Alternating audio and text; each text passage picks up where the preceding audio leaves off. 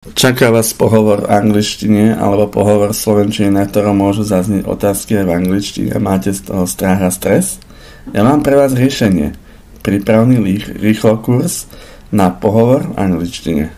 Cieľom tohto rýchlo kurzu alebo kurzu prípravy na pohovor v angličtine je pomôcť vám prekonať prekážky a stres a strach, ktorým sa môžete stretnúť, keď nemáte seba istotu vo vyjadrovaní, máte obavu, že by vás nejaká otázka na pohovore mohla zaskočiť a nevedeli by ste na ňu reagovať. V rámci prípravy na pohovor si preberieme simuláciu pohovoru v angličtine, to znamená, že budeme si preberať tie najčastejšie otázky, ktoré sa kladú na pohovoroch a samozrejme odpovede na ne.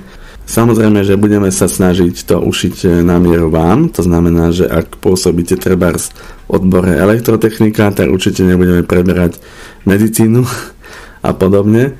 No a samozrejme taktiež sa pozrieme aj na váš životopis a motivačný list, prípadne ho gramaticky skorigujeme, opravíme chyby a tak ďalej a spolu prejdeme tak, aby ste boli pripravení a úspeli na pohovore. V prípade záujmu môžeme pokračovať aj po úspešnom absolvovaní pracovného pohovoru v konverzačných kurzoch alebo v ďalších kurzoch angličtiny, ktoré mám pre vás pripravené. Ak máte záujem o moje kurzy a informácie o mojich službách, navštívte webovú stránku www.profilektor.sk.